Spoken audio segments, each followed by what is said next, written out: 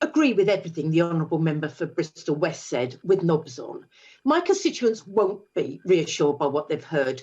Loans for leaseholders still ain't off the table. He's avoided talking about non-cladding costs, and there's still no guarantee my constituents won't be left with large associated bills for problems they didn't create.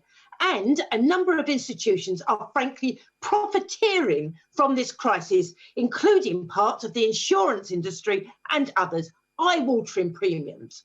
Why are we still waiting for this Secretary of State to get a grip on this crisis?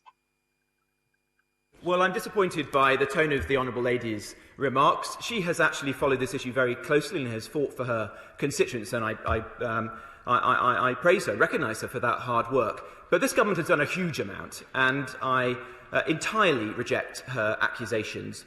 We have brought forward the public inquiry. We've planned and are now legislating for a new building safety regulator, a world-class regulatory regime. We've brought in people to ensure that the unsafe cladding on ACM-clad high-rise buildings is remediated, and that work has progressed a great deal over the course of the year. As I said earlier, many Labour politicians, including the Mayor of London, opposed that initially at the height of the pandemic. So we've done a great deal, but there's more to be done.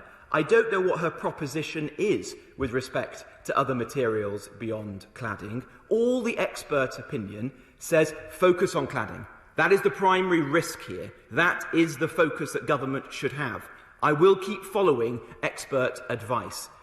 If the Labour Party's position is that we shouldn't follow that, and that in fact the Chancellor should write a blank cheque and say that absolutely any building safety defect on any building of any height should be paid for by the taxpayer, then that is a cost, a very, very substantial cost, and I'd be interested to know how she intends to fund that. With respect to the insurance companies, I do now expect them to step up and ensure that their premiums are proportionate and risk-based, because I think some of them have been exploiting leaseholders in a very difficult position.